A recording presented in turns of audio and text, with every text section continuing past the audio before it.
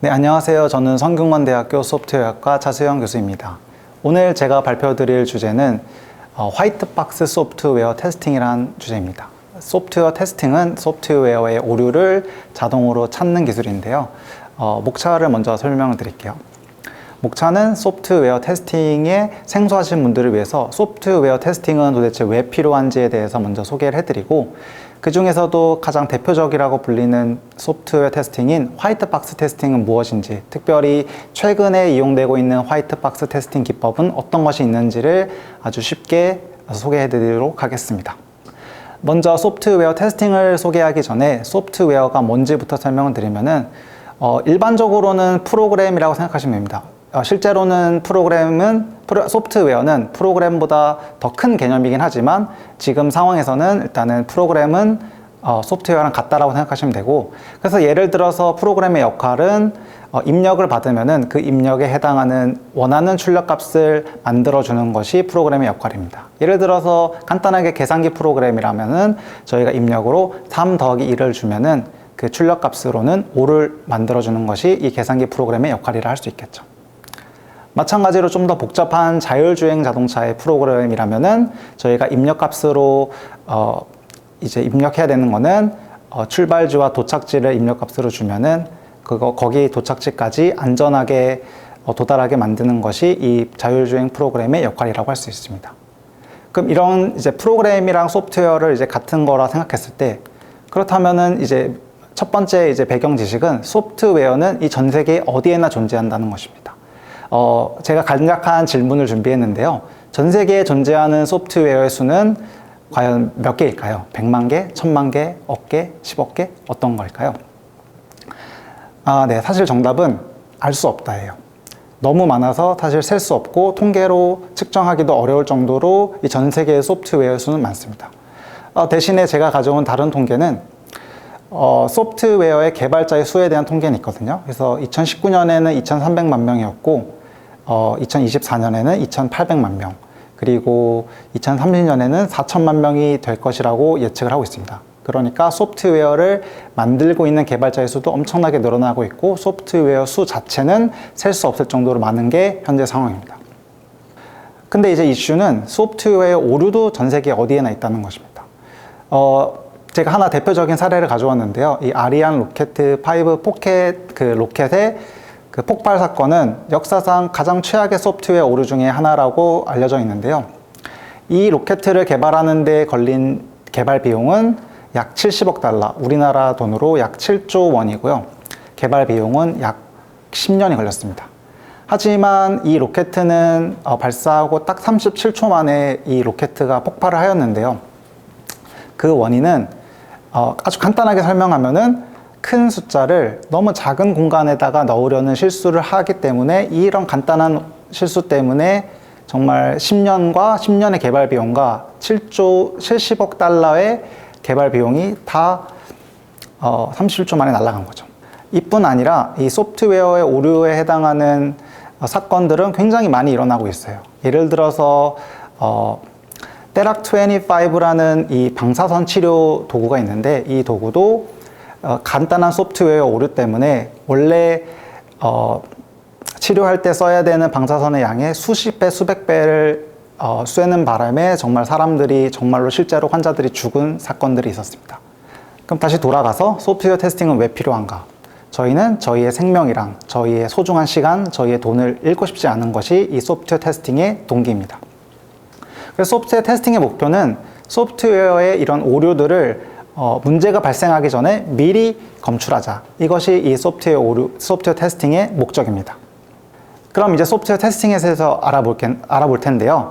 소프트웨어 테스팅은 오류를 유발하는 테스트 케이스를 자동으로 생성하는 기술이라고 할 수 있습니다. 예를 들어서 소프트웨어 테스팅은 아까 말씀드린 프로그램을 입력으로 받고, 그 프로그램의 입력값에 해당하는 테스트 케이스를 만들어서 그걸로 프로그램을 실행했을 때 소프트웨어 오류를 만들어내는 거죠. 아까 예시를 들은 것처럼 프로그램은 계산기 프로그램으로 들 수가 있고, 테스트 케이스, 자동으로 저희가 생성하고 싶은 테스트 케이스는 이 계산기 프로그램의 입력값인 뭐 3 더하기 3, 4 곱하기 3, 8 빼기 2 이와 같은 계산식을 입력으로 받는 겁니다. 그래서 앞에 보시는 것처럼 이제 정상 테스트 케이스에 대해서는 3 더하기 3 하면은 이제 6이 될 거고, 4 곱하기 3 하면 12가 될 거고, 8 빼기 2 하면은 6이 될 텐데요. 예를 들어서 저희가 오류를 유발하는 상황이라면은 계산기 프로그램에 엄청나게 큰 값을 입력했을 때 그 큰 값에 해당하는 그 큰 값에 더하기 1을 한 값이 나오는 게 아니라 큰 음수 값으로 만들어내는 이런 오류를 유발하는 테스트 케이스를 만들어내는 게 이 소프트웨어 테스팅 도구의 목표입니다. 그리고 이러한 소프트웨어 테스팅의 큰 분류는 화이트 박스 테스팅과 블랙 박스 테스팅으로 나눌 수 있습니다. 이 두 가지의 핵심 차이는 테스트 케이스를 자동으로 생성할 때 프로그램의 내부 코드를 이용하는가 이용하지 않는가에 따라서 달라지는데요. 블랙박스 테스팅은 프로그램의 코드를 이용하지 않고 무작위로 생성하다 보니까 테스트 케이스 각각을 생성하는 속도는 매우 빠릅니다. 하지만 프로그램 내부를 보지 않고 무작위로 만들다 보니까 무작위성이 이 블랙박스 테스팅의 단점입니다. 반대로 화이트박스 테스팅은 프로그램의 내부를 보고 똑똑하게 어느 프로그램 로직을 실행할지를 결정하는 테스팅이다 보니까 한 번 테스트 케이스를 만드는 생성 속도는 느리지만 굉장히 체계적인 테스트 케이스를 만들 수 있습니다. 저희는 이번에는 화이트박스 테스팅에 대해서 알아볼게요. 특별히 저는 이제 기호 실행이라는 기술을 간단히 소개시켜 드리려고 하는데요. 기호 실행은 하나의 대표적인 화이트박스 테스팅 기법으로 제가 연구하고 있는 학계뿐만 아니라 산업계에서도 굉장히 널리 이용되고 있습니다. 예를 들어서 이 마이크로소프트웨어에서 개발한 세이지라는 기호 실행 도구는 이 논문으로 이제 발표를 했는데 윈도우 7을 개발하는 동안에 발견된 전체 오류의 3분의 1을 이 마이크로소프트웨어에서 개발한 기호 실행기 세이지를 통해서 발견했다라고 리포트를 했습니다. 마찬가지로 나사에서 개발한 자바 패스파인더라는 기호 실행기도 프로토타입이긴 하지만 나사의 비행 소프트웨어에 있는 오류를 검출하는 데 성공하였다라고 리포트를 하였습니다. 그럼 이제 간단하게 이 기호 실행이 어떻게 동작하는지를 말씀드릴게요. 그러기 전에 일단은 또 퀴즈가 하나 있는데요. 기호 실행과 무작위 테스팅, 입력값을 무작위로 만들어내는 테스팅 기법과의 비교를 한번 이 간단한 코드를 통해서 소개해 드릴게요. 먼저 이 코드를 소개해 드리면은 이 코드는 입력값으로 정수값 x랑 y 값을 받는데 이 x와 y 값의 범위는 1부터 100 사이라고 가정을 하겠습니다. 이랬을 때 5번 에러 지점에 도달하기 위해서는 x 값이 z 값, 즉 이 y 값이랑 같아야 되고 또한 x가 y 플러스 10보다 커야지 저 오류 지점에 도달할 수 있는데요. 그럼 이제 제 질문은 무작위로 x와 y 값을 만들어서 이 프로그램을 실행했을 때 저 에러 지점에 도달할 확률은 과연 몇 %일까요? 1번은 0.04%, 2번은 0.4%, 3번은 4%, 4번은 40%입니다. 네, 정답은 0.4%입니다. 굉장히 간단한 6줄짜리 코드인데도 이 무작위 실행으로 이 5번 라인에 있는 에러 지점에 도달하기에는 매우 어렵습니다. 하지만 기호 실행이라는 기술을 이용하면은 테스트 케이스를 3번만 만들어내도 5번 라인에 도달할 수 있는데요. 그거의 동작 방식을 아주 간략하게 말씀드리면 이렇게 얘기할 수 있습니다. 에러 지점에 도달하기 위한 조건식을 생성하고 그거를 풀이기한테 넘겨서 그 값을 찾아내는 겁니다. 예를 들어서 저희가 에러 지점에 도달하려면은 만족해야 되는 조건식은 x는 2 곱하기 y랑 같으면서 x는 또한 y 플러스 10보다 커야 됩니다. 이런 조건식을 만들어낸 다음에 그리고 그것을 SMT 솔버라고 불리는 풀이기한테 줄 거예요. 그러면은 x랑 y 값을 만족하는 방정식을 하나 찾아줄 텐데 예를 들어서 x가 22이고 y가 11이면은 해당 오류 지점에 도달할 수 있죠. 그래서 이런 입력을 굉장히 체계적으로 만드는 게 이 기호 실행의 동작 방식을 간략하게 설명해 드린 겁니다. 저도 이제 이 기호 실행을 연구를 하고 있는데요. 제가 올해 발표한 연구 결과인데요. 정말 사람들이 엄청나게 널리 이용하고 있는 오픈소스 소프트웨어에 대해서 굉장히 다양한 오류들을 검출했습니다. 이제 오른쪽에 보시는 테이블을 보시면은 프로그램과 그 프로그램을 실제로 이제 크래시를 일으킬 수 있는 오류 입력들을 제가 만들어내는 것들을 직접 나열한 겁니다. 예를 들어서 제가 밑에 하이라이트한 이 컴바인이란 프로그램에 밑에 있는 입력값을 넣으면은 컴퓨터에 있는 모든 메모리를 소진시키는 입력으로서 여러분들이 흔히 보실 수 있는 저런 블루 스크린을 볼 수 있을 것입니다. 다음으로는 요즘 최신으로 화이트박스 테스팅이 이용되고 있는 사례를 말씀드릴게요. 여러분들이 요즘 아주 흔히 잘 익숙하실 텐데 이 심층신경망, 딥 뉴럴 네트워크를 테스팅하는 기술도 이 화이트박스 테스팅을 이용하는데요.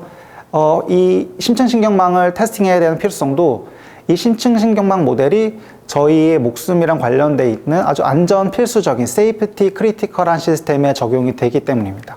예를 들어서 자율주행 자동차 또는 저희 엑스레이 이미지를 줬을 때 저희의 의료를 진단하는 용으로 이용될 수 있죠. 그래서 굉장히 좋은 결정을 해야 되는 중요한 결정을 하기 때문에 이 안전성을 검증해야 되는 이제 요구가 필요성들이 이제 두각되고 있었습니다. 그랬을 때 이 심층신경망들이 이제 충분히 안전한가에 대해서 학계와 산업계에서 열심히 연구를 하고 있어요. 하지만 이제 결론부터 말씀드리면은 아직 안전하지 않다가 이 학계의 의견입니다. 이거는 이제 아래 보시는 논문에서 가져온 그림인데요. 왼쪽 같이 오리지널 이미지는 정상적으로 해당 이미지에서 직진을 해야 된다라고 자율주행 소프트웨어가 판단하고 있습니다. 하지만 저희가 이 이미지에 마치 약간 비가 오는 것처럼 이미지를 바꿨더니 차가 있는 쪽 좌회전을 해야 된다라고 이 판단하게 만드는 거죠. 마찬가지로 왼쪽에 보시는 또 다른 그림은 좌회전해야 되는 그림을 좌회전해야 된다라고 판단해야 되는 그림을 저희가 안개를 씌워놨더니 오른쪽으로 가야 된다는 굉장히 이제 위험한 사고를 낼 수 있는 판단을 하게끔 만들어내고 있다는 거죠. 그러니까 이만큼 학계에서는 아직 심층신경망 모델 충분히 안전하지 않다라고 이제 열심히 연구를 하고 있습니다. 그렇다면 산업계에서는 이 심층신경망 모델이 충분히 안전하다라고 얘기할 수 있을까요? 물론 아닙니다. 이거는 작년에 정말로 실제로 있었던 사건을 가져온 건데요. 이 테슬라라는 자율주행 자동차가 정말로 사람을 죽였습니다. 이 심층신경망 모델의 잘못된 작동으로 인해서요. 이런 것처럼 이 심층신경망 모델은 정말 충분히 안전한지를 정말 잘 테스트해야 돼요. 그래서 이 심층신경망 테스팅의 목표는 이제 심층신경망의 적대적 입력을 자동으로 생성하는 애드버서리얼 입력을 만들어내는 건데요. 쉽게 말하면 애드버서리얼 입력은 DNN 모델, 그러니까 심층신경망 모델을 오해하게끔 만드는 입력이라고 생각하시면 됩니다. 예를 들어서 정상 입력에서는 저 왼쪽 그림이 이제 심층신경망 모델 입력으로 들어가 왔을 때 이제 왼쪽으로 가야 되는지 오른쪽으로 가야 되는지 판단해야 될 때 당연히 이제 왼쪽으로 가야 된다라고 판단을 해야겠죠.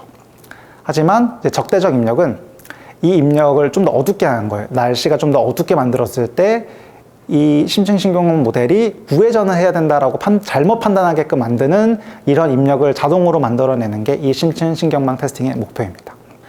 그래서 이 심층신경망 테스팅 도구는 일반적으로 저희가 테스트하고자 하는 심층신경망 모델과 정상 입력으로 받고 목표는 적대적 입력들을 많이 만들어내는 것이 이 DNN 테스팅의 목표고 특별히 이 화이트박스 기반의 심층신경망 테스팅은 핵심 아이디어는 정상 입력에 내부 뉴런들의 그레디언트 값을 더해줘서 적대적 입력을 만들고자 하는 것이 목표입니다.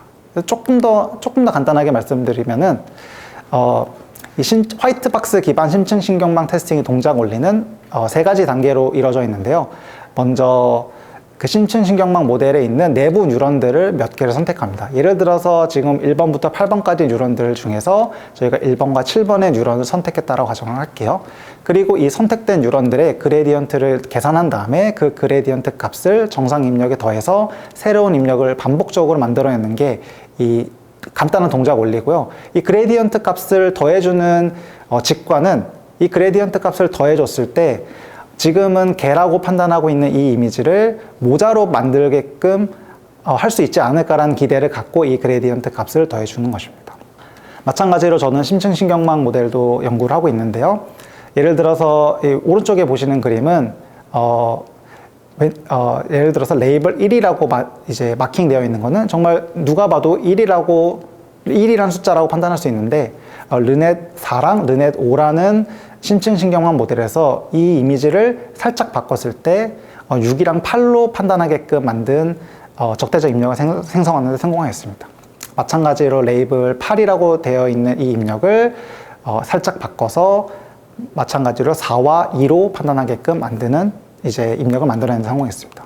뭐 또 다른 예시로는 이제 개로 레이블이 되어 있는 이 이미지를 아래에 보시는 카우보이 모자랑 이 원숭이 그림으로 판단하게끔 이미지를 살짝 바꿨을 때 이 아래의 그림처럼 판단을 한다는 거죠. 그래서 육안으로 보기에는 사실 왼쪽 원본 이미지와 오른쪽 이미지가 거의 차이가 없을 텐데 자세히 보시면 살짝 변경이 있거든요. 하지만 사람은 당연히 살짝 변경된 이미지에서도 동일하게 개로 레이블을 할 수 있겠지만 여전히 이 심층신경망 모델은 취약해서 이렇게 모자로 판단하거나 원숭이로 판단하고 있습니다. 네, 그러면은 제 강연을 요약하자면요. 먼저 소프트웨어는 전 세계 어디에나 존재하는 게 일단 첫 번째 배경입니다. 두 번째는 하지만 소프트웨어 오류도 전 세계 어디에나 존재하는 게 문제고, 그래서 이 소프트웨어 테스팅의 목표는 이런 문제가 일어나기 전에 오류들을 미리 검출하자가 이 목표입니다. 그리고 특별히 화이트박스 테스팅은 프로그램의 내부 로직을 보고 똑똑하게 테스트 케이스를 만드는 체계적인 테스트 케이스 생산 기술로서 저희는 간략하게 기호 실행 기술이랑 심층신경망 모델에 대해서 알아봤습니다. 네, 제 발표를 들어주셔서 감사합니다. 네, 감사합니다.